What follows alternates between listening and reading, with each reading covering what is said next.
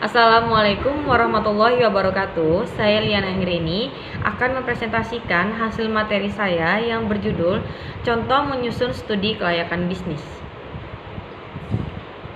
Di sini ada definisi studi kelayakan bisnis. Adalah kegiatan untuk menentukan kelayakan suatu usaha atau proyek bisnis dengan penekanan pada identifikasi potensi, masalah, hambatan, penentuan tujuan, peluang usaha, visualisasi situasi, penilaian rancangan biaya, dan manfaat bisnis tersebut. Jika ditemukan kendala, akan lebih mudah mencari alternatif solusinya. Untuk seorang pengusaha, studi kelayakan bisnis dapat membantunya saat mengambil keputusan terkait bisnisnya. Untuk calon pebisnis, studi ini penting dilakukan di awal perencanaan karena dapat membantu mencegah dari kerugian. Lanjut, di sini ada 5 poin yang akan dianalisis pada tahap awal melakukan studi kelayakan bisnis. Yang pertama ada deskripsi pasar, deskripsi bisnis, teknologi yang dibutuhkan, rincian finansial dan struktur organisasi bisnis, serta kesimpulan strategi memajukan bisnis. Lanjut, ada aspek studi kelayakan bisnis. Yang pertama, aspek manajemen. Aspek manajemen adalah aspek dasar yang tidak mungkin ditinggalkan karena terkait dengan operasional perusahaan berupa pembangunan dan pengembangan bisnis. Cakupannya adalah yang terluas dari aspek lainnya, contohnya keuangan dan sumber daya perusahaan. Yang kedua, ada aspek keuangan. Modal adalah salah satu penentu ketika hendak memulai sebuah bisnis. Proses merencanakan penganggaran harus dilakukan sejak awal jika kamu hendak melakukan perencanaan bisnis. Yang ketiga, ada aspek hukum atau legalitas. Salah satu yang dianalisis ketika melakukan studi kelayakan bisnis adalah legalitas bisnis di mata hukum. Tujuannya adalah meneliti keakuratan, kebenaran, keaslian, dan kesempurnaan dokumen yang kamu punya.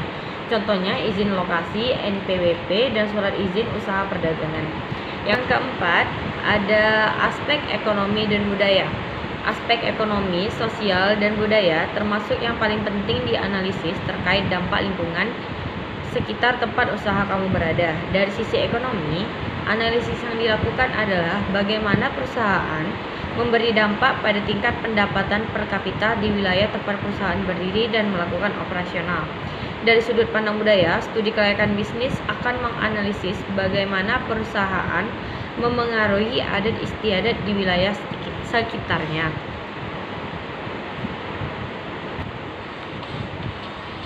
Next, ada aspek pasar dan pemasaran. Pasar dan pemasaran adalah aspek dasar berikutnya yang diteliti di dalam studi kelayakan bisnis. Analisis yang dilakukan akan memberi jawaban dari pertanyaan, apakah produk yang diproduksi oleh perusahaan memiliki peluang pasar? Hal yang harus perhatikan di sini ada 5. Yang pertama, potensi pasar, daya beli masyarakat, segmentasi, jumlah konsumen, serta situasi persaingan dalam industri yang sama. Lanjut, ada aspek teknis dan operasi. Hal terakhir ini penting diperhatikan dan dipertimbangkan jika posisi kamu adalah seorang investor pada sebuah bisnis yang akan berjalan atau berkembang. Yang harus diperhatikan di sini ada 4. Yang pertama, tata letak perusahaan. Yang kedua, lokasi perusahaan. Yang ketiga, gambaran produk. Yang keempat, kemampuan produksi. Tujuan studi kelayakan bisnis ada 5. Yang pertama, mengurangi resiko kerugian. Yang kedua, memudahkan perencanaan usaha. Yang ketiga, memudahkan pengawasan. Yang keempat, memudahkan pengendalian. Dan yang terakhir adalah memudahkan pelaksanaan pekerjaan. Selanjutnya ada manfaat studi kelayakan bisnis.